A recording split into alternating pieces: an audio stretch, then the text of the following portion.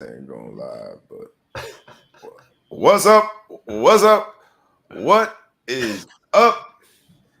It's another Friday, another opportunity to get together and record the Ball Hog Sports Talk. Had a little difficulty there technically, but we in the building. The whole crew is in the building today. We about to get it in. If you see that our topic today, our title today, our go-to today is based on something that, man, you gotta hear it.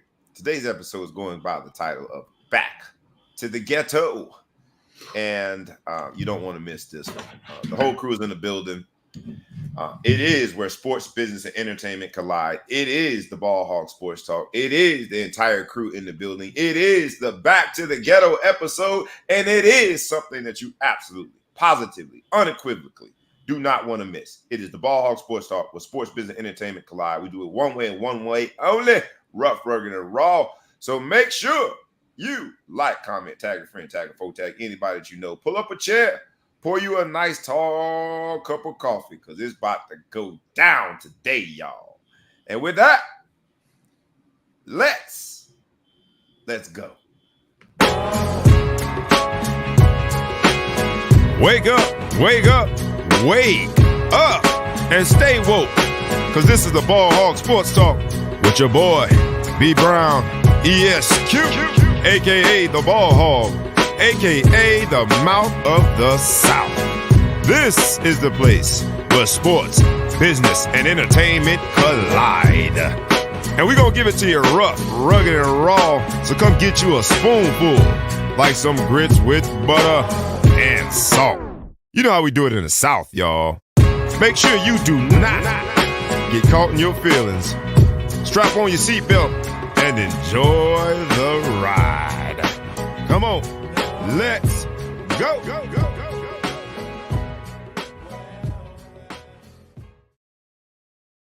Once again, it's on. We right in front of the microphone. I felt like I had to get a little bit of rap in there since I'm looking like Run DMC. You see the chain, you see the hat.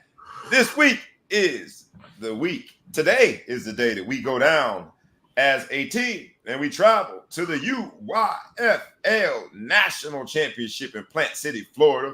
And so, introduce you to Coach Bobby. This is how I normally rock during the games. Dark nights. Thank you to everybody who supported, man. Our fundraisers, the kids are excited about going.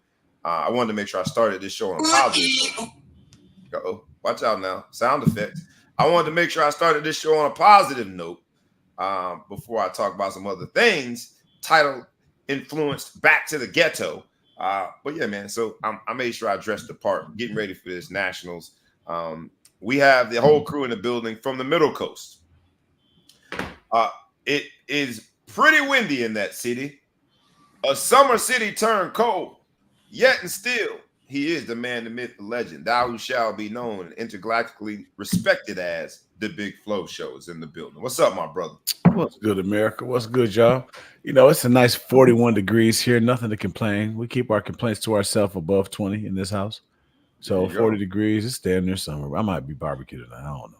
Barbecue chicken. That's what it is, man. I hope you're not one of the people that waits until December 1st to turn on your heat, because sounds like it has been a reason for heat in Chicago and throughout the country. Hopefully you've had on your heat for a while, man. But I don't control nothing around here. So touche. If somebody wants to be warm, then they're warm. Somebody wants to be cold. I just have to adjust accordingly, right? Said person. That's all. You know who else we got in the building from the East Coast? Mr. Boston, everything Beantown. He represents it well. He is, for us, ETP. Ellis, the producer, is in the building. What's up, my brother? Just chilling. It's winter time coming. I'm doing well. Good to be here. And my dog won't leave me alone, so I'm bringing her up. That's my dog. That's my dog. Hey, that's good when a dog won't leave you alone, man. You know, that's why they say man's best friend. Loves you no matter what. Dogs are good judges of character. Your dog man, it means you got good personality, man. You got good personality when a dog likes you. And I am your boy, B Brown, ESQ, a.k.a. the Ball Hog, a.k.a. the Mouth of the South, a.k.a. Mr. Excel Celebration, a.k.a. somebody that's from the ghetto. See that? You hear the sirens? You hear the sirens? That's on me. They coming. That's on me. That's on me. We got to start this show off with explaining why we call this show Back to the Ghetto. We got all the sound effects here. You know, straight up, baby. Straight up. Back to the Ghetto. I am proud to announce that youth sports teaches me a lot. And in this episode, you won't believe this bullshit in youth sports. We are playing my son's AAU team, which I'm an assistant coach. I help the director of the program out. We're playing a team down in really, you know, in how do I say it? In the rural areas of New Jersey. If you think Jersey is only New York City border, you're wrong. You got North Jersey that borders New York City. You got South Jersey that borders Philly. And then you got the in-between. Let's call it the rural areas of New Jersey, shall I say. We're playing a team that is not very diverse, shall I say. A whole bunch of white guys from rural parts of New Jersey, and they are ninth graders. Our team's seventh grade. And we are beating the absolute bone out of this team. The guy at the scorer's table, who happens to be sitting next to my wife at the scorer's table, one's doing the clock, one's doing the book, is upset that we're beating this team. Yells out to his kid, "You better play tough." The very next possession, the kid, unfortunately, it happened to be my son, but the kid does not play basketball, plays MMA, and pushes my son with two hands in the back, pushes him in basically into, you know, the wall. Everybody gets up, everybody's alarmed, everybody's upset. Everybody's like, "Yo, man, that's not basketball," yada, yada, yada. And then so I turn into me, the alter ego. The gold chain, the bravado. I do have an alter ego. So then I start going crazy. Like, I start saying everything. Every time they shoot an air ball, I'm like, "Air ball." So much so the guy tells me to shut up.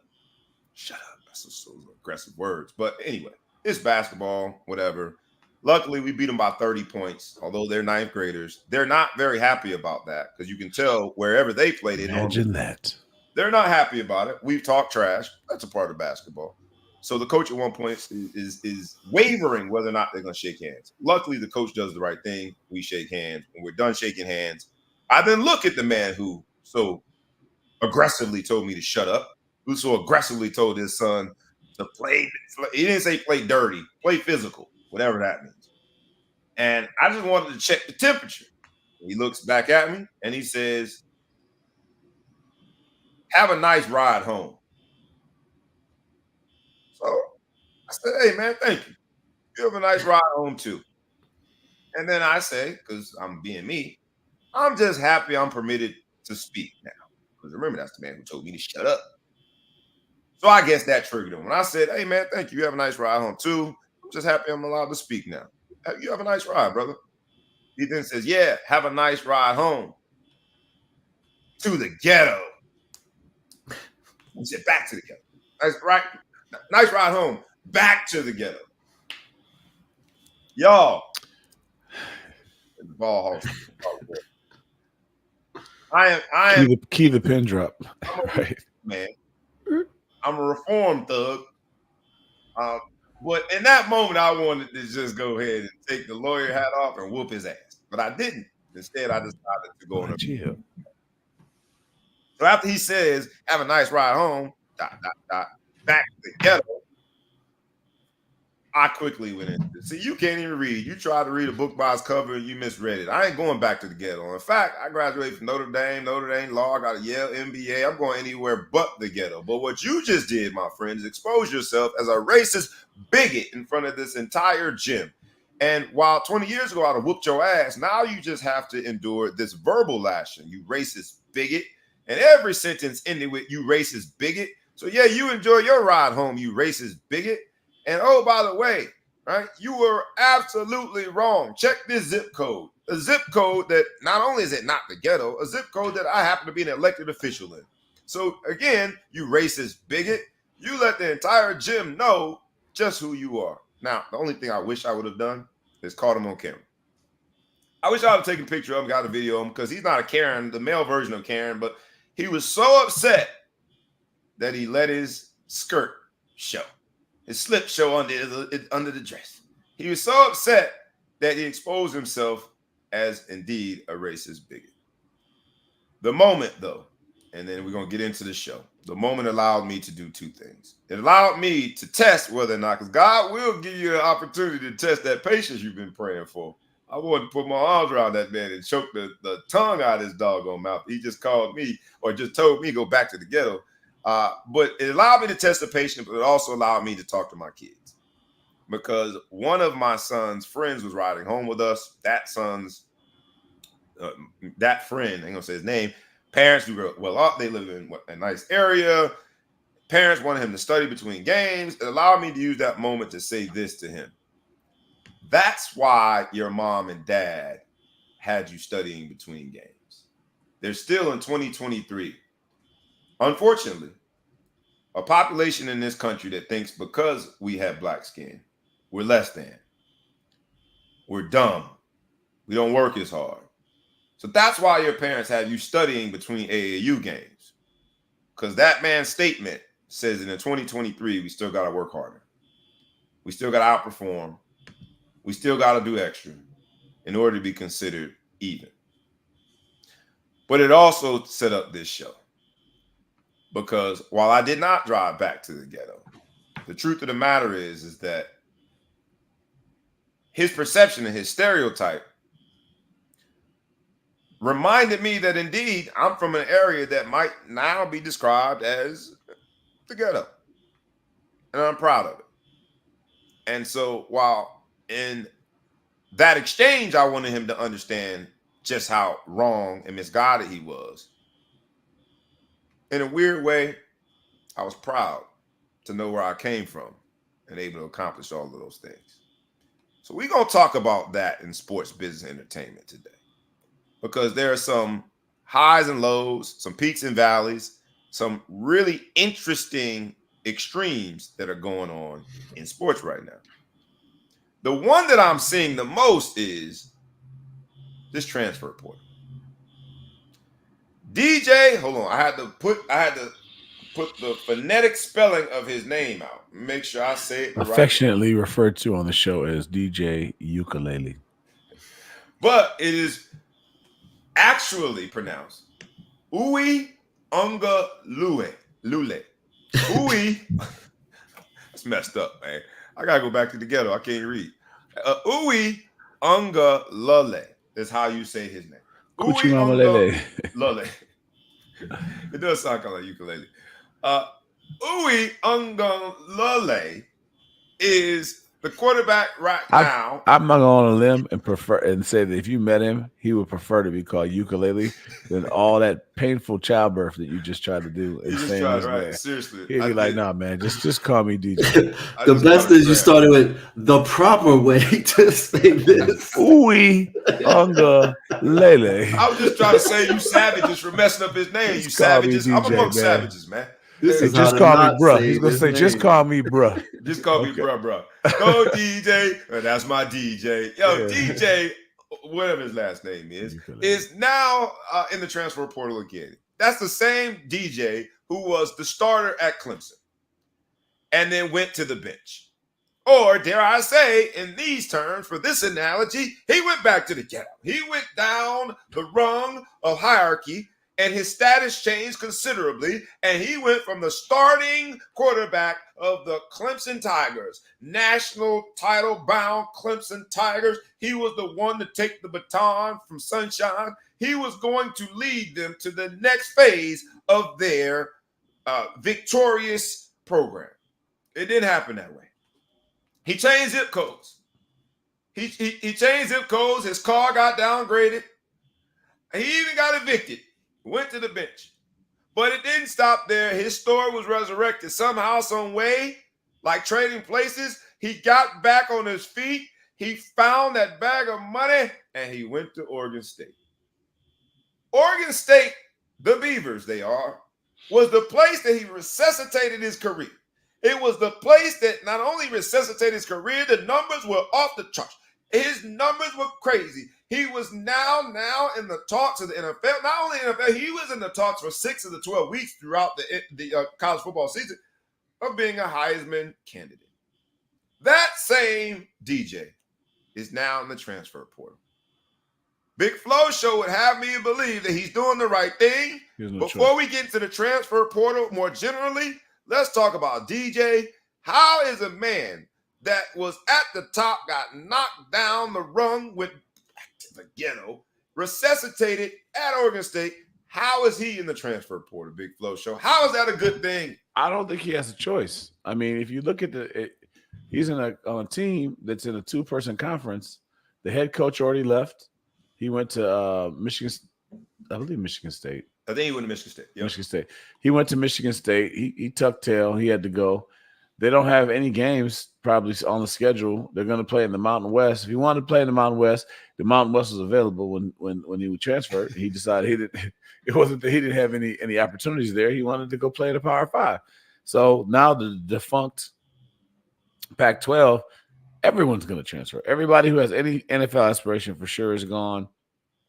Most of the starters, he's probably got his, nowadays with COVID, he's probably teaching courses. He's got his PhD. He's a prof in some settings. So he's going to go find some money to go play for a team that can win in a real conference. But you can't fault him. The Washington State quarterback is also in the portal. I didn't even know who he was really good, but everybody's saying that whoever he goes to is going to be an instant contender. I don't know what games I was watching, but I didn't even know Washington State had a quarterback that was good like that. But yeah, they're gone. That's shopping. People are going to go shopping in that conference. Man, them ladies be it's shopping. Not a conference, it's a partnership. Shopping. You remember that comedian said that. They be shopping, man, they be shopping. Yeah, man, they do be shopping. All these kids are shopping. Oh, before I get to that, man, I got to make sure I shout out my man. What's up, Isaac Redmond, man? Y'all remember Isaac Redmond used to play for the Steelers, but also, man, he is now a head coach of a team, Deptford Spartans, that they're going down to the UIFL National Championship, too. Good luck down there, bro. They first year in UIFL, they made it down. We made it down last year in our first year. Good luck down there, bro. I see you down there. We have to toast one down there, man. So it is Nationals Week. I'm sorry. I had to interrupt for that, man. That's working, man. Shout out to my guy, Isaac Redmond, man. But it is a new frontier when guys shop around. Back in my day, the risk of sounding old, you went to a school and committed yourself to the school, the culture, the teammates. And tell me I'm wrong, but I think at the biggest risk and the biggest casualty in all of this is university shopping, program shopping, and program hopping. I'm over here now, East Coast, West Coast. There is no rhyme or reason behind why people are going where they're going, other than there's a little opportunity over there. I'm out. The biggest casualty in that, I would say, are the relationships. Shane Walton was a consensus All-American, Jim Thorpe Award finalist, should have won the Jim Thorpe Award. We was on the team 1 year together. He called me yesterday and I answered the phone in the middle of all the stuff I had going on. You know why? Because every time Shane Walton calls me, I'm going to answer the phone. Every time Lamont, Malcolm, I can go down the list. Every time they call me, I'm going to answer the phone. The relationships that we were able to develop while being at one university. For the record, he doesn't answer the phone for me when I call, so now I feel some type of way. I get sent to voicemail, but go ahead. Sorry, I always answer. I apologize. See, you in a new technology guy. You text. I just don't call me, brother. What you just call him, brother? He said new technology. You a new technology guy. All you want to do is text. Is like 40 years old. It will call me, man. Call me, man. Just call me, man. You over here emailing me like I'm all updated with my software. Fax me, bro. Oh, there goes Shane right there, man. There goes Shane. We had this conversation yesterday. Shout out to my guy S Dub. Shane, man. He got robbed of that damn almost coach of the year. Yeah, almost coach of the year in San Diego. Should have got that too. But he got robbed of Jim Thorpe back in the day. But we had this conversation. You lying, Shelton. I answer when you call. Y'all black. I mean, you know what I'm saying? You can't just lie. This Friday, go to the weekend. 2 days. You 2 days from church and over here lying in front of people. 2 days from the Lord. I ain't go Sundays. That's good. I'm actually a few more days. About to go. You about to, you know what I'm saying? About to go. Write this down. But you understand what I'm saying, though? Like the relationships, ain't no relationships no more. That's a casualty of it. ETP. I don't, and Big Flo, you are, I think, like one of the MVPs of it. You have a great way of maintaining and sustaining the relationships you developed in college. Am I crazy, ETP, to think that all of this doggone college hopping, program hopping, and shopping, you here today, you're over there tomorrow, just for the sake of, and I won't say it's just for the sake of chasing the NFL dream, because the NIL has its own bag. There's a bag in college that we'll get to. But there's something that seems to be missing about the authenticity and integrity of what it meant to go to a school. Line up with my man E.T. Peck. He had his dog on his lap. That's my dog. That's my dog. You can't have nobody, no homebud you consider your dog no more, because you're going to be gone next week. Tell me I'm crazy, ETP. I know I sound old, but I do sound, I think, like someone who cherishes real relationships. What is the transfer portal's messing it all up? They're messing up what it used to be a college football player. I mean, well, this isn't a transfer portal issue, right? It's the coach left. By rule, they can transfer if your head coach leaves the program, right? So, and I think he's a grad transfer. I think he is the grad transfer exception. He already took advantage of the first exception to leave with no penalty. He can go. It doesn't matter. So I mean, it's the nature of it sounds like you're singling this guy out because he had already transferred, but based on the rules and the dynamics of kind of college football, this is par for the course.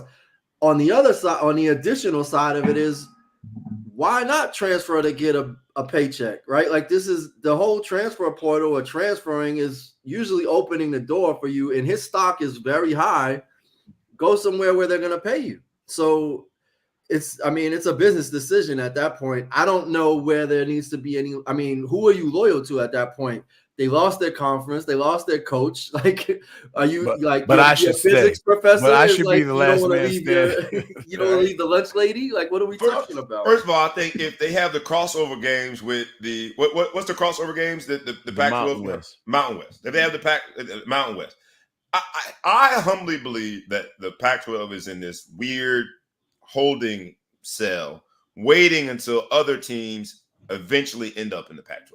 The Pac-12 as a conference, as a brand, has value such that even with two teams remaining, they've maintained the conference. They have not folded up the tent and gone anywhere. Now, it was musical chairs, and those two teams got caught when the music stopped. And this whole conference realignment thing happened. They were the ones that were still standing with nowhere to go. But having said that, there's a lot of teams from, you have your Power Five, and then you have what's the other FBS Big Five, or whatever it's called. Group of Five. There are teams from the Group of Five. If you look at all of those conferences, from MAC, Sun Belt, what do you got? AAC, the only one I didn't really, say again? Mid-American, Conference USA, all that type of MAC, that's Mid-American. Conference USA. Conference USA, and then Women's and one. We say AAC, Conference USA, Sun Belt. Mountain West. Mountain West is the only one I think that's whack. And ironic. But having said that, there's going to be teams that are trying to get to the Pac-12. They just gotta be patient. So I'm not saying that's DJ Uiagalelei. I'm not saying that's DJ's ukulele, whatever it is. I'm not saying that's DJ's responsibility. What I'm saying to you for DJ, specifically when it comes to him, this is the place that you resuscitated your damn career, bro. You was eating caviar in the main chair. After Trevor Lawrence left, everybody knew how to pronounce your name. Now we just calling you a DJ. You went to eating you weren't even eating good fast food. You weren't even eating Five Guys. They had you eating White Castle. You went from caviar to White Castle. From a career standpoint, might sound extreme, but it really ain't. He was immediately and effectively back to the ghetto. Oregon State gave him an opportunity. He made the most of it. But I just think, call me crazy, why not just finish your career there? Especially if you're playing against said teams where you know you're going to put up 800 yards a game. And no, he's not the poster child, and he's not the one to blame for it, but he's going to be the catalyst to start us on a broader conversation about the transfer portal. So I'm starting there with him, and then we'll move on. Shows where we are, how extreme it is. Why not hold the program more accountable that they can't keep him? I mean, how do you keep him now? I mean, that's the question. Like, what did they offer, or what level of comfort did they give him, whether it was financial or commitment to his style of play or whatever you need to do when you have to recruit a candidate? Like, what did they, if they weren't able to keep him, like, where you're sitting there piling on to, talking as if it's like, oh, this entitled, disloyal player, blah, blah, blah, blah, blah. Like, recruit a candidate. They weren't able to retain him. Recruit a candidate again. They recruited him 6 months ago. Yeah, but you know how there. It's player empowerment generation. They don't even have a coach. Who's going to recruit him?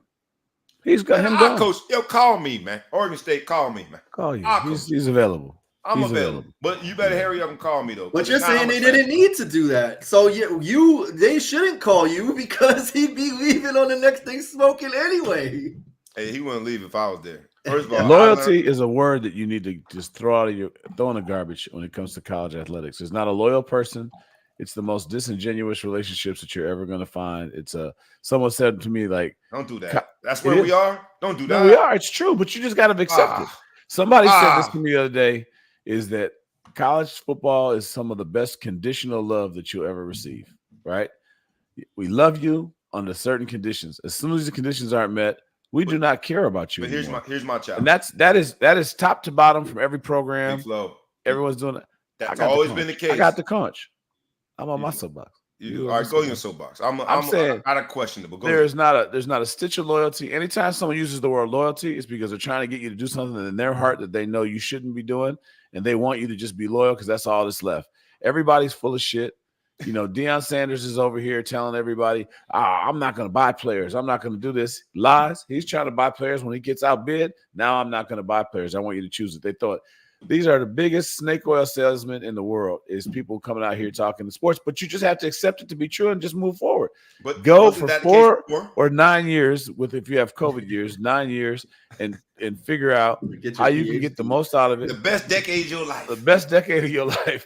You get out there all for self and figure whatever, because the coaches are all for self, the schools are all for self, and the players are. I don't like what I'm starting to dislike about the transfer portal. When we talk about guys at quarterbacks and you see these guys are offering $1 million, you see Notre Dame right now, they're talking about they're going to get the guy from Duke and do whatever.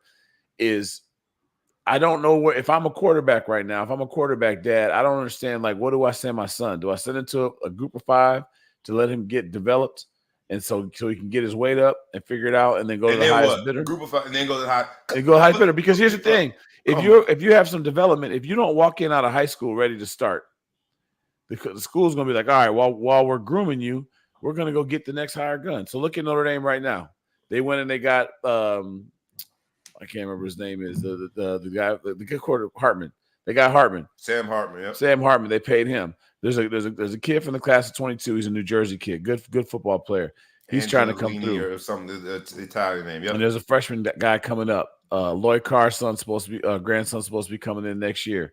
But boom, now they went and got this guy from Duke. Now he's going to start. Okay, so where is the development for these kids beneath them? They're not going to get any game experience. They're going to be in the practice field. So now comes up next year, and Notre Dame has to win, right? We got to win.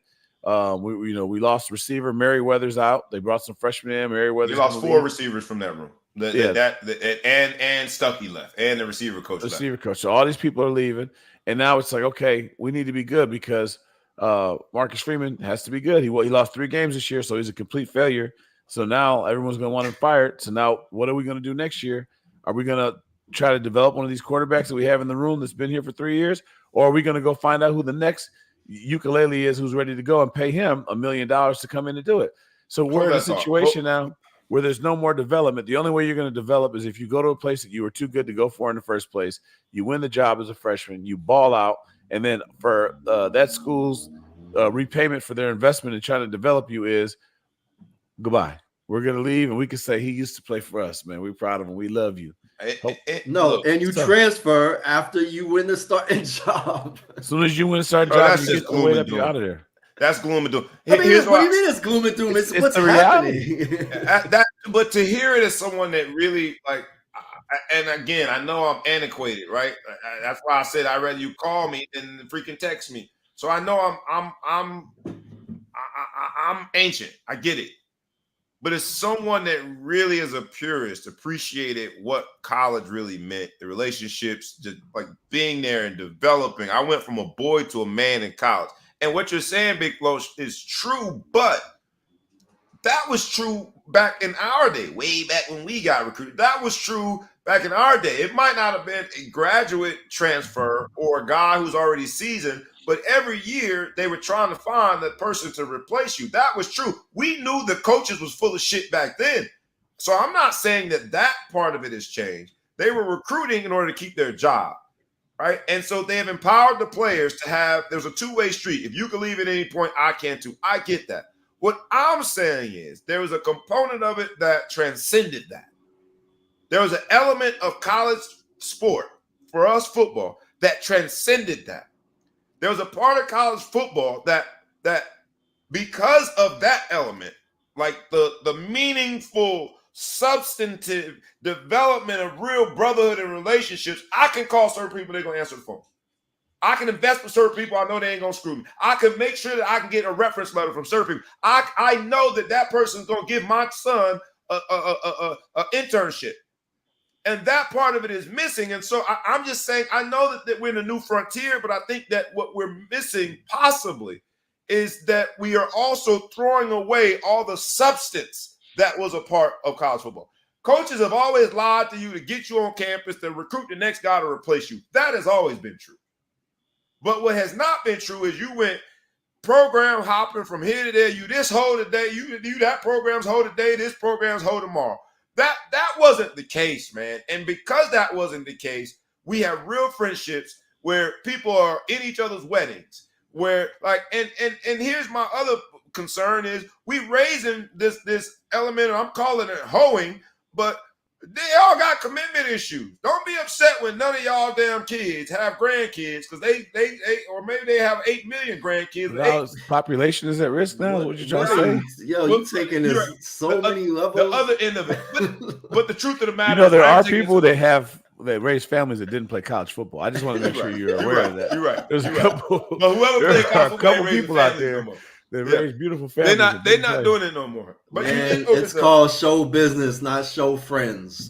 I feel it. There's a show business element to it, but there's also a substantive element to it. I like that. That's not mine. That is Nietzsche's. Okay. Nietzsche did a damn good one with that one. But I will say that has always been the case. But there was some substance to it as well. You brought up something about Notre Dame, and this is really sort of why I entered this transfer portal concept into this particular show. Notre Dame folks are upset because whether it's Mayweather or the freshman who didn't play much, but they said it was very promising, there's 4 receivers leaving. The receiver coach left. And Notre Dame, while we are always, I think, a little late to the party, I think we are sort of kid ourselves. I think we're holier than thou in certain regards. Notre Dame fans have really expressed their angst and their, disapproval that these young men have jumped in the transfer portal. And some of them have, let me be frank, because I love my university, but I also know my university has some of those same people that'll yell out something, have a nice drive back to the ghetto. And some of the people that I would call Notre Dame fans have revealed themselves in the last several days as these receivers primarily have entered the transfer portal. And while I disagree, this roster enter the portal. Say again. 4 guys off this roster enter the portal. Are you saying from years 4 past? receivers right now that were on the because it's reported that I can't think of the other kid's name. He has not officially announced. Oh, the one that was a running back, number 3. Not him. Yeah, he's in the portal. He was already in the portal. There's the other one, Rico Flores. He's transferring too. It's been reported that he very well might be leaving too. Oh, you got a good freshman. I'm sorry, we hate to get too Notre Dame specific on y'all. Yeah, and I hate to too, but so I don't want to make it. But I'm sure there's other universities too. The holier than thou people, how dare they leave our university? That might be money too, because Rico Flores had a good year, and these nowadays there's the haves and the have-nots. I mean, once you make it and you've actually put your name out there, you can go get quite a good living somewhere else. Well, the quarterback, you brought up the quarterback situation. Rule from Nebraska said, and this is his estimates, that in order to get a good quarterback out of the transfer portal, it's going to cost you a minimum of $1 million, probably $2 million. The first thing I did was I called my son's quarterback trainer. I said, let's set up a session next week. But the second thing I did is I'm looking at the state of affairs. I'm like, damn, that's where we're at. And the old man just got to deal with it. Supply and demand, baby. There's probably only, think about it. How many quarterbacks get drafted every year in the NFL draft? Like 8, 9, maybe through all the rounds? On average, yep. Probably on average. I would say that. So you think about then so take those 8 or 9 and then think about, let's just multiply that by 3 classes of what you can expect. So less than 30 quarterbacks out there that are playing at any given time that you can tell at this point are probably NFL future quarterbacks. There's 131 teams. You know, the housing market, the reason why they had to raise the interest rates is because there's not enough houses for all the people that want to buy them.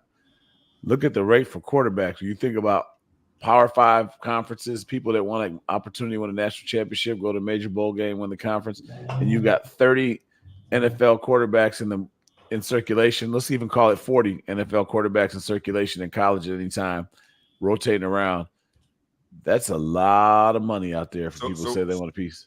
So what you're saying is the hell with setting up the session for tomorrow, end the show right now, do the session, or get him out of school and do the session now. Because he's not training as we speak. He should be at least with your wife. Yeah, early dismissal. Do it. What? There's not a lot of people in this world walking this earth that can be an NFL quarterback. You know what I mean? Yeah. Baseball's hard, but they got 5, 6, 10 pitchers on every team. There's like 15 in the NFL right now that ain't NFL quarterbacks. So the money that they can receive, and then when you got a quarterback, that sounded personal. Hey, that's a Pats fan right there. That sounded personal, Mr. Patriots. That's not. And the Patriots got 2. Yeah, so the market is crazy, and it's only gonna get worse. There's guys out there getting some NIL money right now who literally, you know, we talked about this with women's basketball, where it doesn't make sense for some of these girls to leave college because the WNBA is not paying. But some of these guys are of a value to their college, especially look at these running backs now, the devaluation of running backs in the NFL and how hard it is to get paid.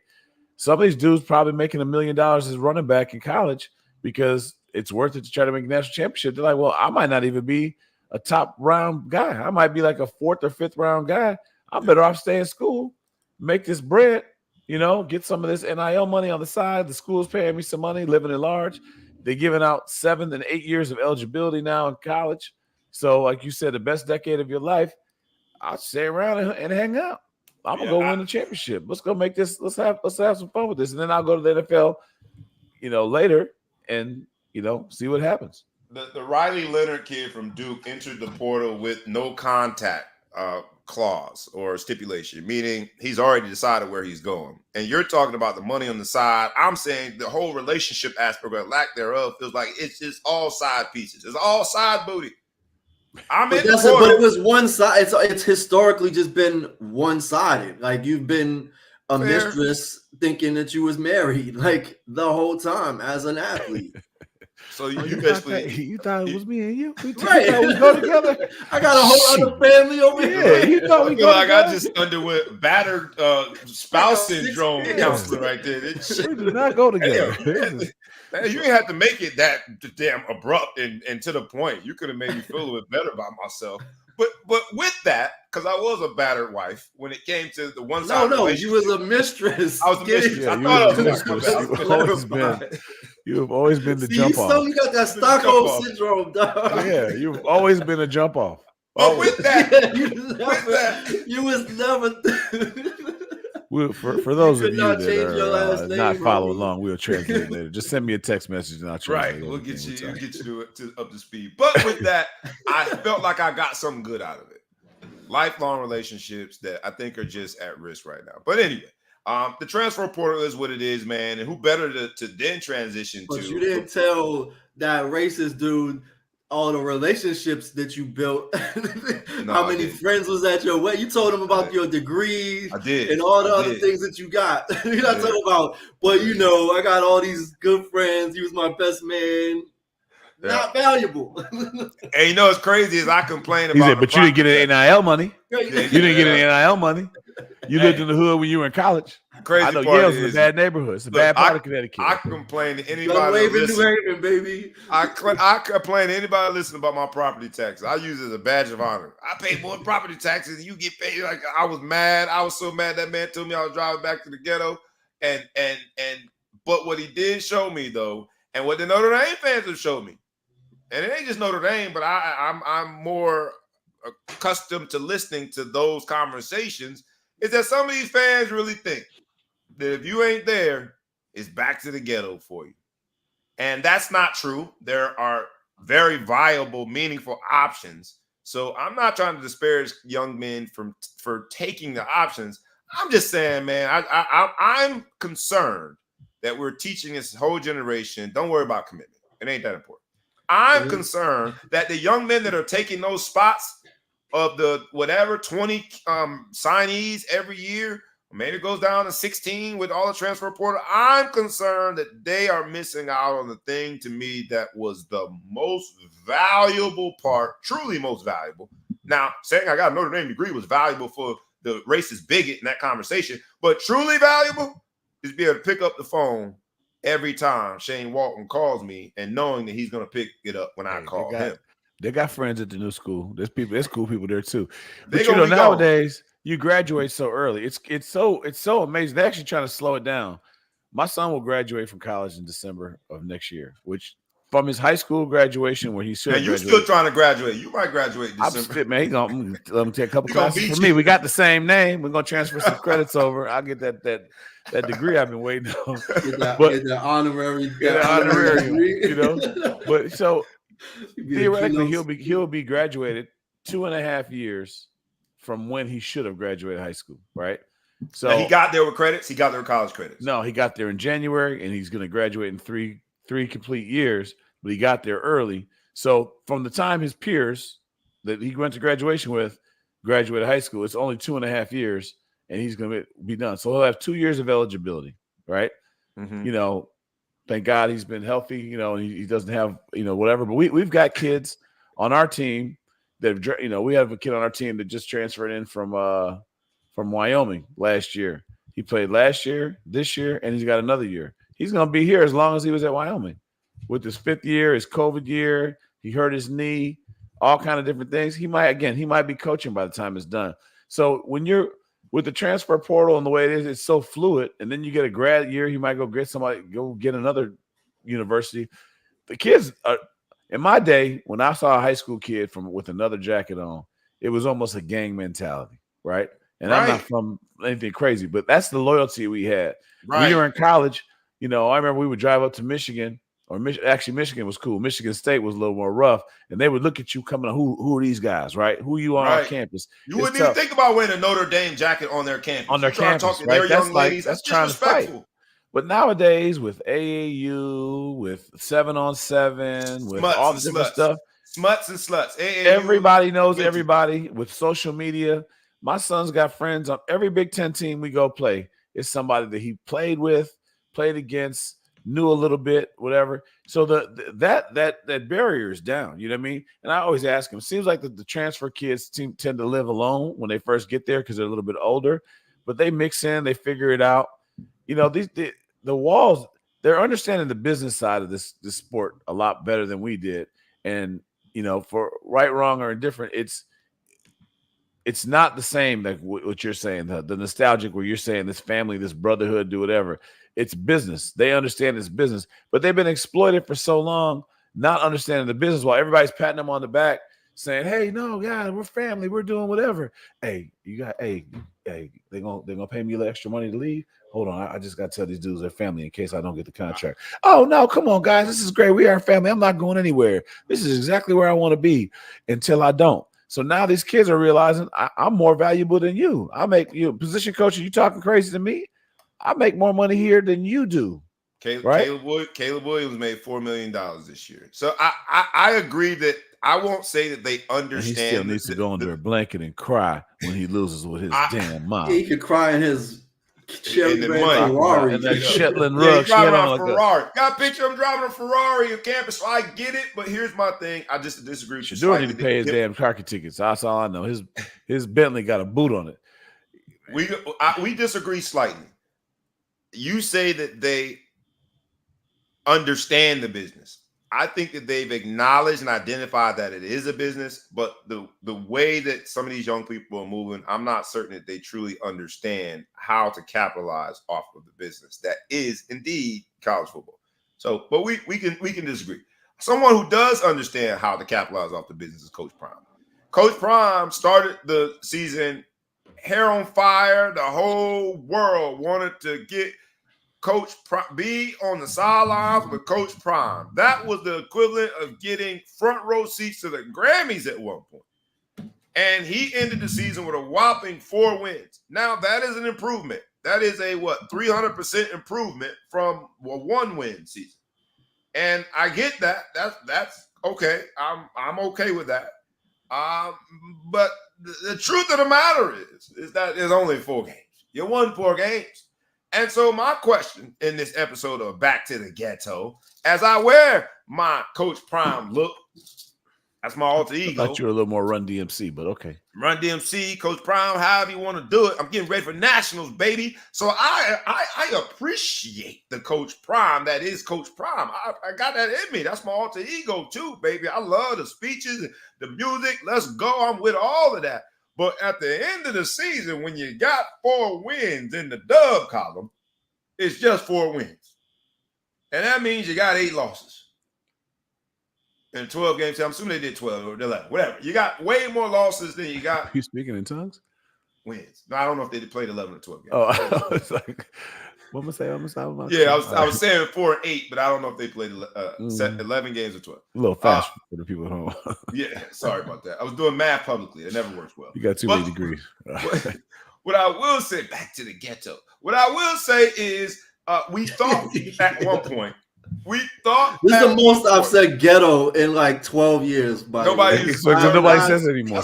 I'm bringing it back. I'm bringing ghetto back. I don't even know what a ghetto is. I thought it relocated. The ghetto has been gentrified. The ghetto is discontinued. I thought they were out of stock. No, ghetto is chic now. Ghetto is chic. Ghetto chic, baby. That's what it is now. But what I'm saying is this: at one point, we thought we were in Beverly Hills in terms of where that program was. And at the end of the season, we only got 4 wins. And now I think it's fair and it's only right. And I think Coach Prime would also acknowledge, as someone who spent time in a media seat, in a media role, and as someone who understands that you got to deal with the wins and the losses. He's been both on the top of the mountain and at the lowest valley when it comes to his NFL career and the teams he played for. He would also acknowledge you got to say what it is. You only got 4 wins. Your offensive line was abysmal. It was so bad that you got your dang on son, Shador Sanders, you got his back broke. Spinal. If you'd have said that, back broke mountain. And if you'd have said that at the beginning of the year, there's no way you would have even thought that that's where we would be. So what is it? There's a referendum now on Coach Prime. Was it all sizzle and no substance? Because now they're going to the Big 12, right? Colorado's going to Big 12. So it ain't going to get rosier in terms of your schedule. It ain't going to get easier in terms of the battle that is playing with a really, let's say, I don't want to call them sorry. I don't like talking about my kids. Talent challenged. They're talent challenged offensive line. And a lot of the fanfare that drew some of the commitments from a 5-star, 4-star prospects, high school prospects, once things start fizzling, they've had, I think, already 4 of the top commits. When I say top, I mean 4 and 5-star commits. They've had 4 of them already decommit. Where does this train end?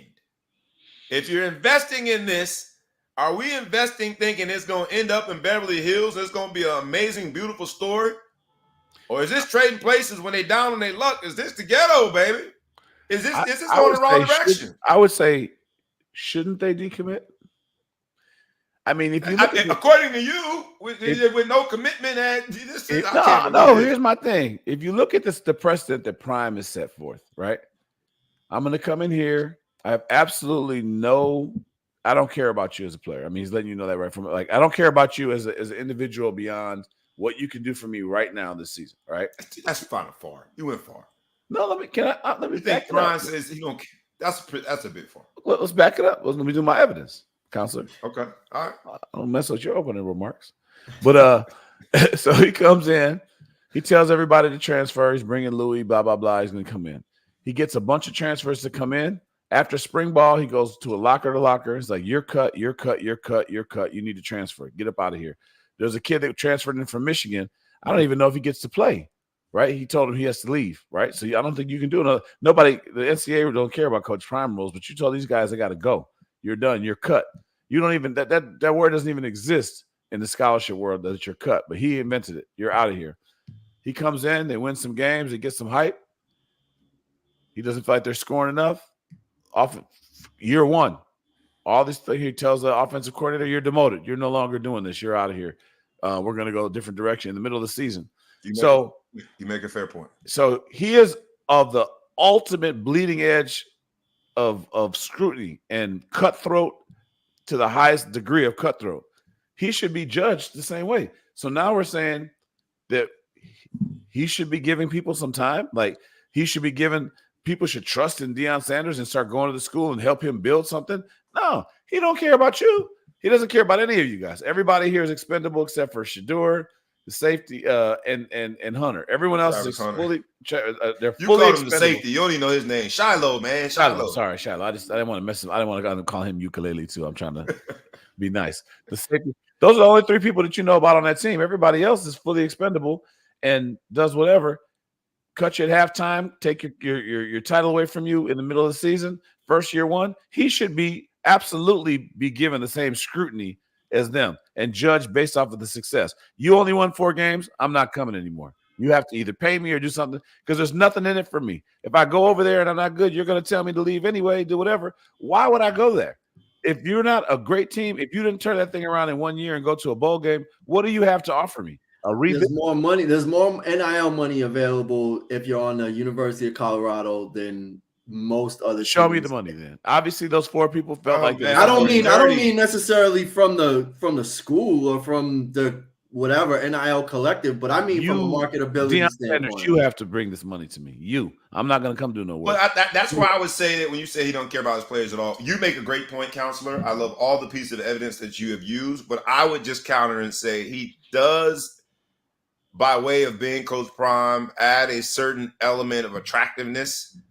It's magnetic enough that every brand that's under that head brand, Coach Prime, does seem to benefit. But I'll say this, man, because you make a great point. But damn, you like, man, if it ain't happening year one, I'm gonna use the same standard that you use. Show me the money. This money, man, this feels dirty. This don't feel like we're dealing with this. Something feels dirty about this, man. But what is the point that they should all just transfer now? Like, is that your point? Your ultimate point?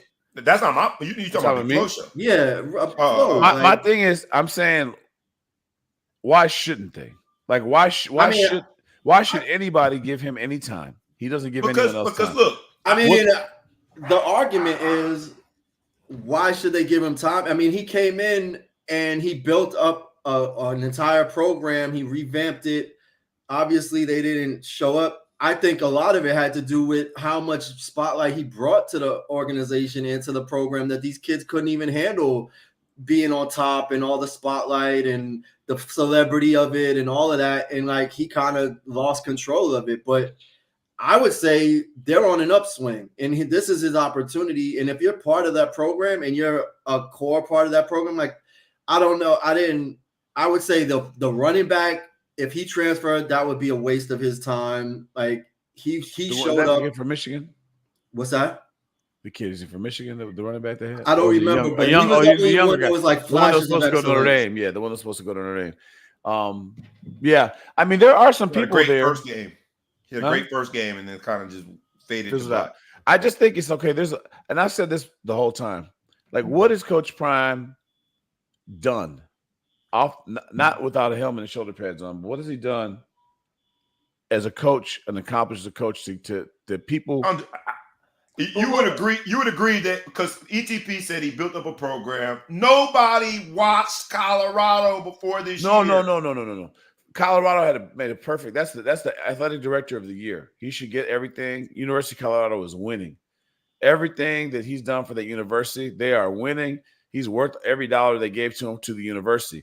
But if I'm a player that's the caliber that he's looking for, right? The caliber of player that he wants to win to get to this level, what is Coach Prime offering me that I can't go to all these established programs right now? Or if I'm chasing a check, there's people probably paying more money. There's programs that are already well established and they're doing their rebuild. Because he doesn't have any loyalty to anybody and he doesn't really have anything that's going, and he's going to cut you the first chance he gets if something ain't going right, is what he's showing us. I don't say if I'm these kids that decommitted, there's got to be a better option out there, a better offer right now than going to try to be a rebuild a program for Coach Prime that you don't even know if he's going to be there. There's just nothing in it for the player. He has two solid arguments. Granted, one of them is his son, but like, what's Shador's brand going to be without the Prime effect or whatever you want to call it? What's Travis Hunter? Even Travis Hunter, like, what would Travis Hunter be as a brand? A goon. Somewhere else, a goon. He would be a would he be a household name? He's damn near a household name already. Would he be? Travis Hunter would likely. First of all, Travis Hunter probably going to play both ways. He was. That's what I was going to say. First of all, Travis Hunter would either be a defensive back or a wide receiver at Florida State. Travis Hunter, as a wide receiver at Florida State, is not a starter. I'm sorry, I love Travis Hunter, but they got 6'7" fast goons over there that transferred, and their receiving room is amazing at Florida State. Maybe he's a defensive back, but he's one that is a part of the defensive back rotation. He is not a household name. And if you look at the number 2, number 3, number 4, you go down the list of all of the players that were marginally right behind Travis Hunter in that class. They're all in great Power 5 programs, but they are not household names. Right. Coach Prime is connected to the fact that we know Travis Hunter's name. Now, I would say I've given you that. I've given him that. Injured. He was literally a Heisman candidate. His two sons and Travis Hunter absolutely are benefiting, whatever. I don't know the name of too many other guys on the team. Not to say that you know the name of every guy on every team. I go back to it, and again, I've always been a Prime fan as a player, and I kind of like some of that bravado, whatever. But I feel like if you're coming out and you're a player, now granted, with the transfer portal, you have no risk. You could just leave, But I just feel like there's probably so many better. If my son's coming out right now, there's so many other offers out there. There's so many other programs he can get into that are better. We can't just call him Coach Prime. Gotta call him Coach Prime, Sports Illustrated Sports Person of the Year. Do you think they vote in September? I don't know. I'm telling you, it's trading places. I don't know I don't know where we are in the story of trading places, but to end this season with 4 wins, there's a lot of coaches, a lot of Power 5 programs, including the new coach at Northwestern, who ended the season with more than 4 wins. Way more. Most successful 4-win season in the history of college football.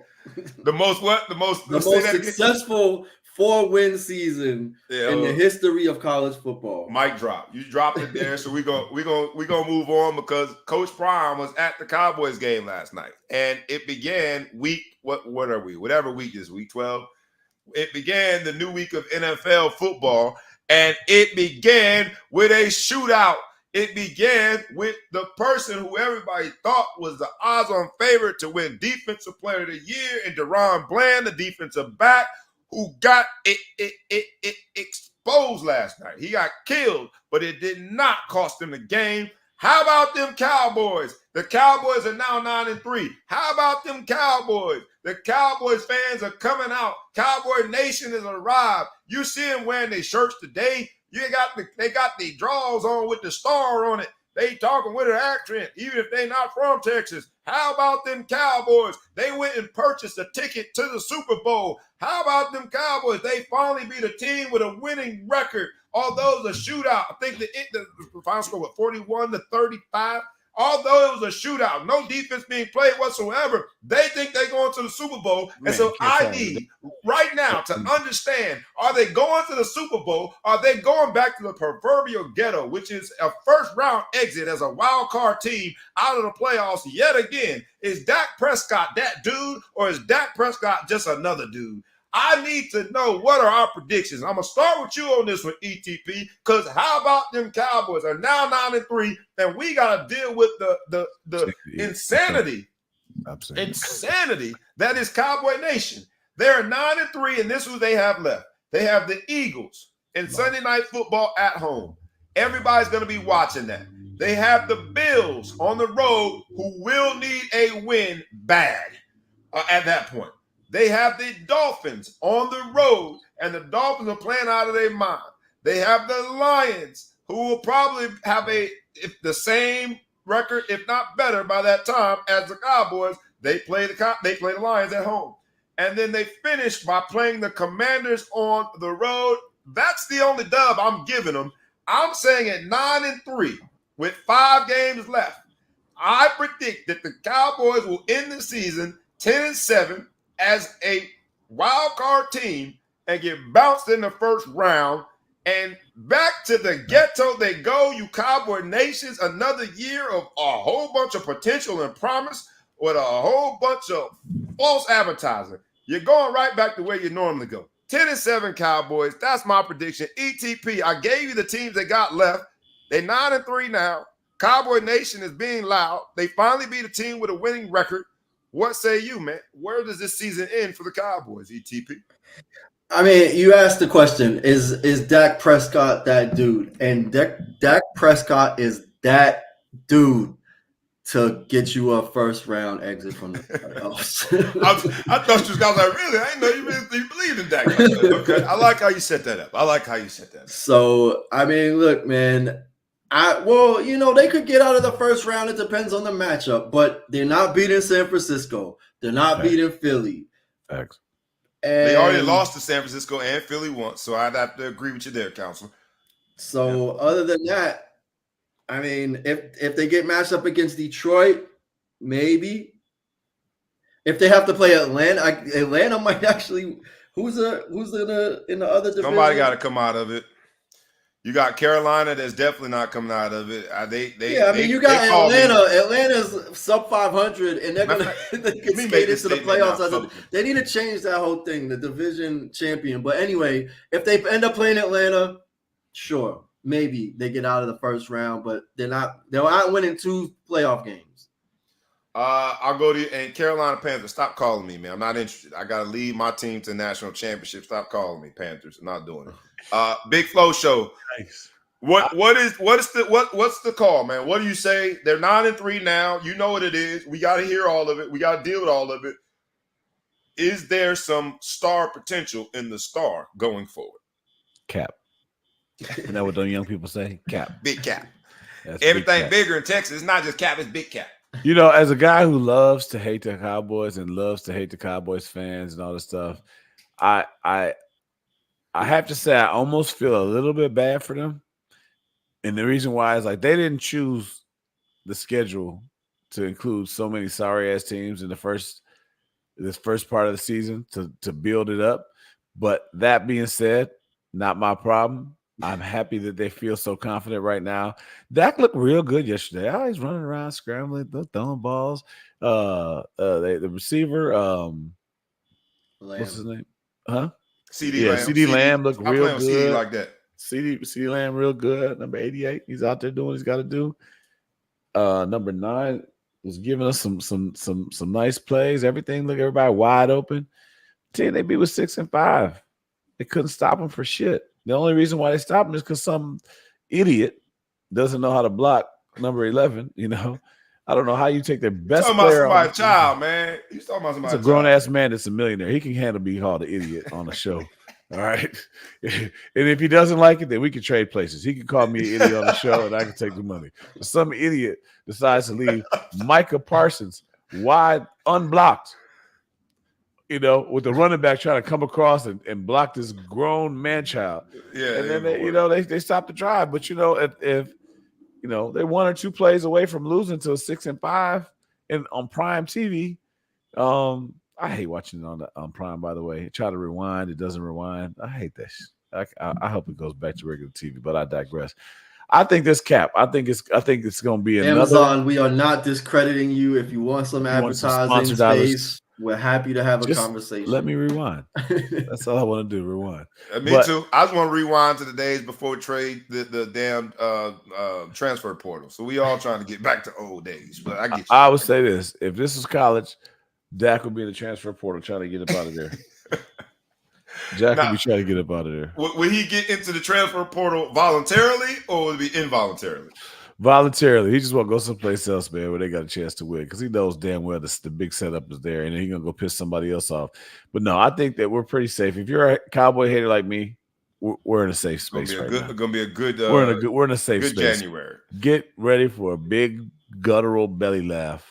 Because you're going to be out there like, all these Cowboys mad TV. All the TV salesmen out there, you're going to make some sales. They're going to bust some TVs, going to be broke, some remotes. Pots of chili going to be thrown across the rooms. A lot of bad stuff going to happen. They fall for it every year, though, man. Hey, I'll see y'all back in the ghetto, the Cowboys. Y'all know what y'all do, Cowboys. That would be a hilarious Best Buy national promotion, like 10% off for all Cowboys fans for their replacement TVs in advance. Come check me. If you need to replace your TV or your remote, Cowboys fans, we got a discount. Not if, when. Come see me. Let's hop on to a few more things before we get out of here, man. I definitely want to talk Cowboy Friday. I definitely want to talk about Mikey Williams. Mikey Williams, who was the social media sensation, basketball player. We have talked about him, who was facing felony charges, felony assault charges. He pled yesterday to a lesser charge. He pled to the lesser of the 2 charges, which was, I think, criminal for making criminal threats. And by doing so, the plea deal allows him to avoid jail time. He has to do 80 hours of community service before sentencing. And the agreement is that in sentencing, it will be reduced to a misdemeanor. By doing so, he avoided what could have been a casualty in terms of his career. We're talking about NIL. Like I don't want to go too far. I don't want to say he's a forefather, but if you look at Mount Rushmore of when this whole idea of prep stars, basketball stars, aka social media savants, right, demanded a deal. Like he was one of the first to get a Puma deal. He was like he's a part of, and when you look at the history of it, his name is encapsulated in it, and yet he was facing felony assault charges and having a gun and doing all this. Supposed to go to Memphis. Can't give everybody money. And so I say this to him in this episode of Back to the Ghetto. But not only to him, because Mikey is who he is, and hopefully he understands at least for this next several months, because I think the sentencing is in August. So you got about 9 months, man. You got 9 months to be on your best behavior, dog. If you can't do that, you don't deserve the second opportunity. He is who he is. And I think social media and the concept of name, image, and likeness and the concept of making a brand into a business that is an athlete before they're mature enough to handle it, that ship has sailed. But for my son, his peers, and those younger, those who are also doing their thing on Instagram and building their profile and getting the attention and getting opportunities to play here and there and attracting some potential dollars for their brand, for those people, I say this: you are one bad decision. You're one image that you were trying to portray. You one damn rap song that you were trying to live out. And maybe it wasn't a rap song. Maybe it was something else. Just a hook. He's just trying to live the hook. But he sang a hook in one of he was talking about a hook. It didn't make sense to me. You are one terrible decision away from, and it's a proverbial ghetto, going back to the ghetto. And look, we're making fun of that term or that phrase because of what I talked about in the beginning of the show. But that analogy of being that close to your dream, having it all being just lost in an instant because of bad decisions, because of trying to portray an image, because of trying to live out this fantasy of being tough and being gangster and being, bro, don't nobody care about you going back to the land of being a non-issue in life. And he was that close. He's that close.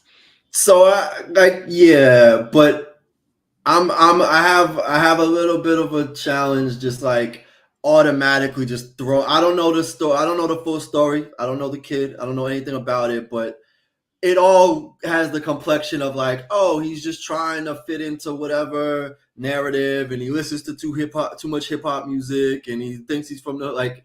It's very easy for us to just like perpetuate that, like, oh, it's this stereotype that just fits in, right? And I just want to be careful about all that, right? Fair. Like the only reason I'm saying it though, ETP, is after the first hearing, the dude went on social media regurgitating gangster rap lyrics after his hearing.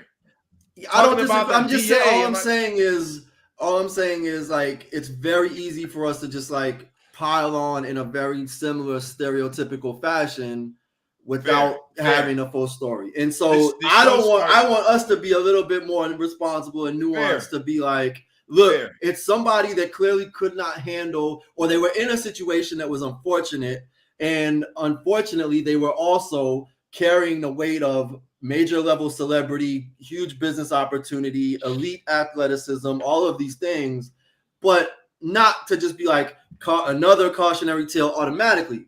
Very well could be, but he's also young enough that maybe that was just a decision that he made that was poor at the moment, and we could chalk it up to his upbringing. We could chalk it up to him just being young. We could chalk it up to him having too much talent, access, money, fame, entitlement, all of these things. But I just, it's very hard for me to just sit here and be like, cool, it's just another typical cookie cutter story without really kind of understanding the different details that go into it. I agree with you that we need to be very responsible about how we cover that and what we say. Where I disagree is Mikey Williams is the reason that I'm saying that, because after the hearing, he chose to get back on social media, and regurgitate gangster rap lyrics, referring to the DA in the case, referring to his situation, and I thought that at that point, that's when I'm willing to say, hey, not to Mikey Williams. He's going to be who he's going to be. To the next generation of kids. Because I get to see, I coach track, I coach football, I coach basketball. So I'm seeing it. I see the kids that are from very, very great households and trying to project and pretend that they are something that they are not. I see it. And in some cases, trying to project something that they are not, or pretend that they are something they are not, ain't necessarily the lyrics. It's they want to be the next Mikey Williams. And so my cautionary statement was more about the next generation, using this as an example of just how fragile those opportunities are. And for the previous several years of his life, he felt invincible. I told you, I went to a game in New Jersey at a random place. He didn't play for a high school, some academy. His team arrives. He comes in a separate van. He has a handler with his dad. And that's a 16-year-old kid, 17-year-old kid at that point. Of course. And I'm looking at it then, it's like, man, we got to be very careful about the message that we send to these kids and how they receive it. If they're not mature enough yet to handle it. I'm not mature enough to handle certain things now. I'm 46 years old. You give me too much, I'm going to go squander it. So you talk about 16, 17-year-olds. So my caution or my message is to the next generation. So I agree with you. I don't want to automatically hop into a stereotype because that's how the show started. But at the same time, nobody held a gun to Mikey's head, pun intended, and made him go on Twitter and regurgitate gangster rap lyrics after a hearing.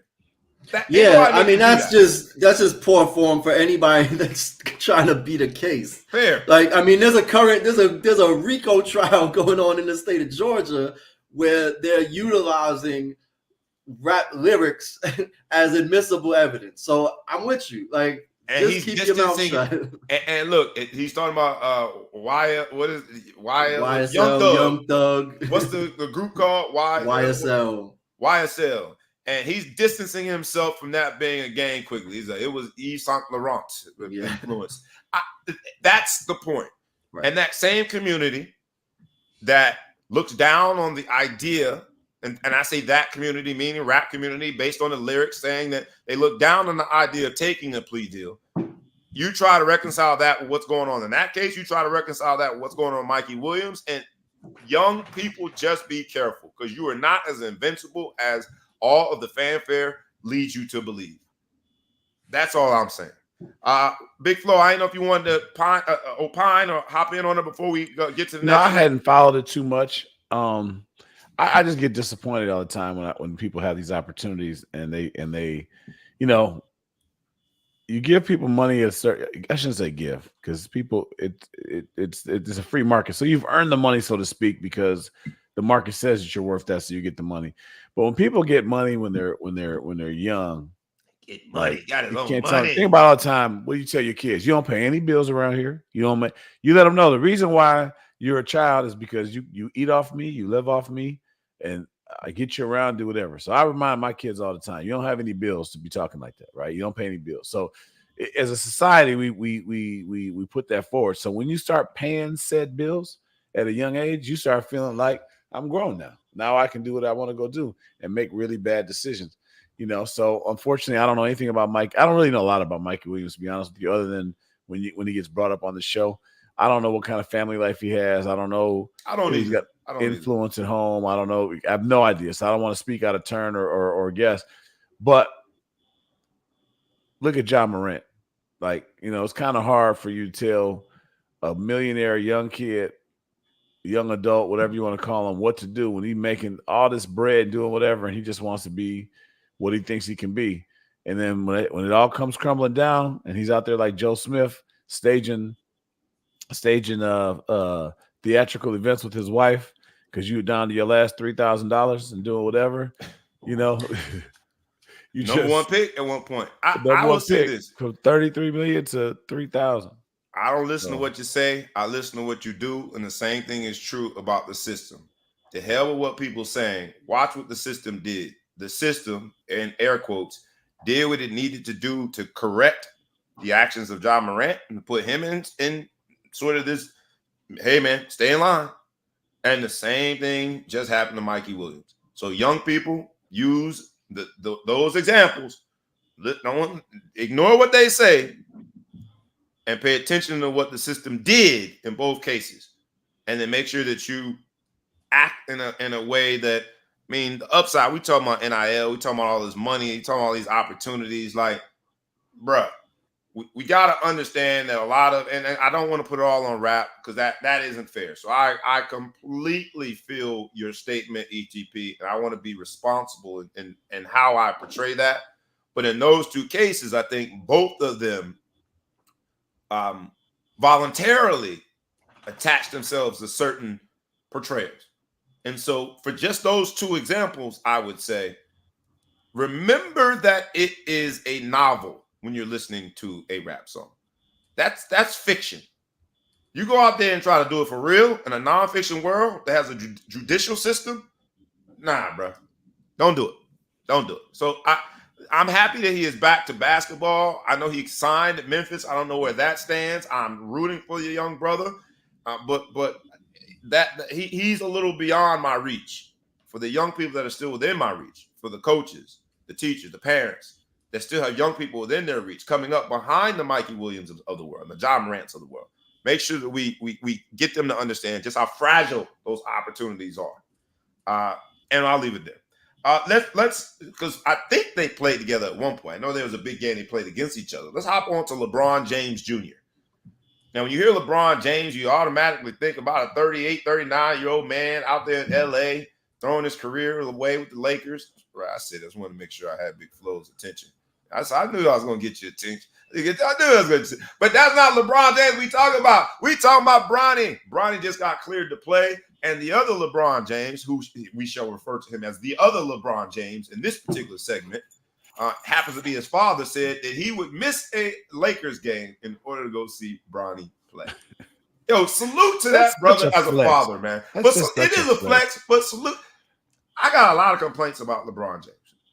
See, the one that stands out the most is that he had the audacity to leave the Miami Heat.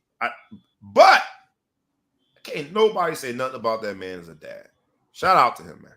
Shout out to him. Such a flex, though. Like, just even if it's the fact that it's true and you can't stop him, the flex is just to announce it. Just let y'all know now. My son got cleared.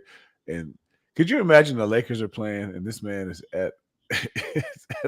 on TV at the USC game? They're down by like 5. They lose by 5 that night. And he's like, doing me. Load management. 21 years in the league. And you're older than some of the coaches. I guess that's an argument to be made. Flex. So yeah, well, I'm happy. I just want to let y'all know my son but got it would a be game. terrible that he missed a game and then Bronny just never gets off the bench. I'm gonna flex on y'all right now. Hey, if we have a show and my son got a game, I'm gonna miss the show, man. I'm just gonna. Hey, man, I like that, man. Flex. Big flex. Let's take it out your check. Take it out my check. Let's celebrate because I can spare the loot. I can spare it. You got two different extremes. I don't live in the ghetto.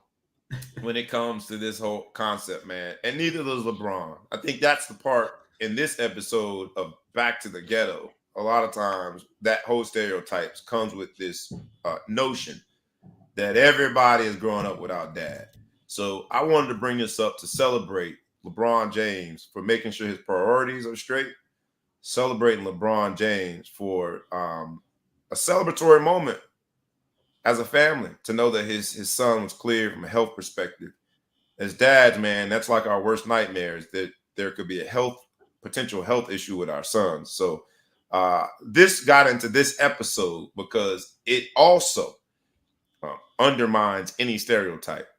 Celebrate the James family, man. Shout out to you, Bronny. I hope your debut, whenever it is, that if it conflicts with a Lakers game or not, whenever your debut, clapping for you, man. Celebrating the James family, and shout out to continued good health to that young brother. Let's go home on this, man. Mark Cuban of the Dallas Mavericks decided that he was going to sell the Dallas Mavericks. He's going to sell his his stake, percentage of his stake, and he got $3.5 billion for it. Been rumored that he might run for president, but if he does so, he's going to do so with some hefty pockets. He took what was a very meager investment, and man, did he make sure that he grew the overall value of that investment. I guess he's going back to the ghetto now as a billionaire because he doesn't have the same stake. Shout out to Mark Cuban, man. And I don't know if Kyrie had some. Kyrie get blamed for everything. Kyrie might have influenced his decision to sell that. I'm selling this damn thing. I can't Kyrie. Kyrie. I'm out. I don't blow up every Cuban, organization man. I've been a part of. Not a owner. Shout out to Mark Cuban. He's still running operations though. Who bought it? The Adelson family. So the whole thing is around Adelson. They own, I think, the Sands Casino in Vegas. They sold some of their stock. They're trying to build like a casino kind of resort area in Dallas and really build that up. So the idea is that they take over the majority stake of the team. They build out this, sports betting, gambling, casino type of environment, and everybody wins. And Mark Cuban makes another $3.5 billion in 5 years. Hey man, look, I was trying to. What I don't like is because I had called Mark. I was like, "Yo, Marky, I'm thinking about buying a team." He didn't pick up. He must ain't going no name with you. He picked up, and I was like, "Look, I'm thinking about buying a team." You know what I'm saying? I'm here with the Ball Hog Sports Talk crew. We got $38. You know what I'm saying? And I think by next week, money. Straight cash. We ain't got to worry about the today, don't have to clear it on the wire, nothing. And then I said by next week, we might mess around and get to 40. You know what I'm saying? Dollars something together. I got calls out. And he ain't hit me back, man. He was like, "Hey, I'll call you right back." And he ain't hit me back. Next thing I know, he done sold the damn team. Mark, you could have been a little more professional about it. I was going to get there, man. It's just going to take me a little longer. But shout out to Mark Cuban and his ability to make good on that investment. And I say shout out to him because Mark Cuban, in this episode where we completely make fun of the stereotype that white man bestowed upon me, Mark Cuban has been very vocal and active as players have stood up when it comes to their social activism. So glad to see that he was able to cash in. My man Max said he got 5 on it, baby. Hey, baby, we up to $43. Next team that come up, dog. Next team that come up, we good, baby. Would y'all get behind him as a candidate? Mark Cuban? Could y'all stomach him? I think it'd be entertaining. I think the moderate of each side. I mean, we talk about moderates politically all the time. We're gonna get out of here because I don't want to get into politics. Being good in terms of populism and the popular vote. But I tell you what, man, that damn California governor yesterday, or was it 2 days ago, him and Ron DeSantis went at it, and he's absolutely a moderate with some of his positions.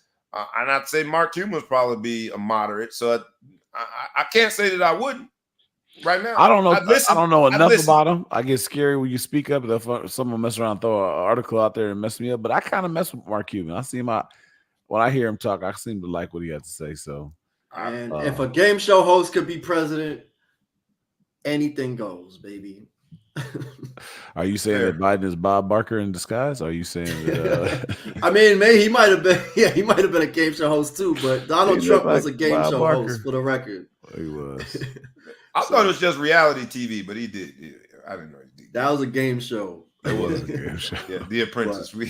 I just want to point something out. I know we're short on time, but we say it every week, but I also just want to point out how appreciative I am personally of everybody that tunes in, listens to the podcast, whatever, and that y'all keep coming back, and especially our smartest, most articulate listener and viewer, Lionel Phillips. Really, just from the bottom of my heart, man, I really appreciate that you think I'm such a bonus to the show. You know what? I didn't even see that on the screen. I like how you set that up. I'm listening. I'm like, oh, that's deep, man. That's I didn't realize. You know what, man? You're going back to the ghetto. Thank you to everybody. We do this for love. Hey, and we love y'all. Couldn't go back to the ghetto without bringing ETP. Could not go back. I gotta take that back to the ghetto love, baby. We had to wait. Hey, man, you talked about the quarterback. At one point, you talked about quarterback for Notre Dame. I do want to say, too, because we played Bergen All-Stars, and we run down on the team. That means you go toe-to-toe and you argue with them, right? And you yell, but no, nothing physical. You go on face-to-face. That's a new thing. So I'm talking my trash. This dude at halftime, like, what are you teaching the kids? You got no class. And I think what we got to remember, and I'm saying this here as we close out the show, because I do echo ETP's sentiments that we really, really, truly appreciate your support. This episode was entitled Back to the Ghetto because of an unfortunate exchange, an incident that I had during AAU basketball, where a man literally revealed that he was a racist bigot in front of a gym full of kids. It wasn't me, even though I'm the only one on the screen. Yeah, wasn't you. He was not the racist bigot. There was another man. Hey, never know, man. You never know. Just gotta give him a closer look. Just look you in the eyes, dog. Right. Prove it. Prove it. What you think about race? But this other incident when I was playing this game reminded me as well. Like, you know, Bergen is a very well-off area, and this guy's looking at me saying, what are you teaching the kids? And I was very happy to say I'm teaching the kids all the right things, because our kids from the Dark Knights, not only we going down to the national championship, but, you know, part of our fundraiser was a warmth drive where we gave clothing and sweaters and coats and gloves to a family shelter, and they worked really hard all year. They were able to overcome all adversities, and so that man's rhetorical question, where he thought just because I was wearing a gold chain and a hat, and he's like, "What are you teaching the kids? Look at you, you're wearing a gold chain," and to be able to say to him, "Yeah, it's a fake gold chain because I invest my money in something a little more meaningful with my kids within earshot." What are you teaching your kids? We're teaching our kids the right thing, because in addition to making plays on the field, they're making moves in the community and helping people in need. When he said it's going on and on. And what the message that I sent to him, and I'm going to end this show here, is that we can walk and chew gum at the same time. We can be competitors while also making sure that we do the right thing in the classroom. And I say we because our team is primarily and predominantly Black. And I go a little broader in our communities. And I say I can have an alter ego. And that's what I told the man. I said, this is my alter ego. While also being an attorney, while also being someone in the NBA, while also being highly educated and well steeped in terms of my connections. But most importantly, we're also being a coach and teaching the next generation that those stereotypes don't need to be true. And so we do thank you, as ETP said, for listening. We do thank you for supporting, for coming back.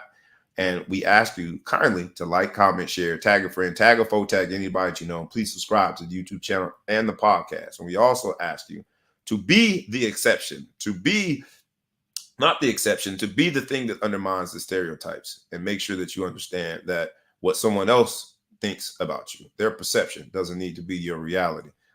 And let's do what we need to do to make sure this next generation is the one that we get over some of this racism.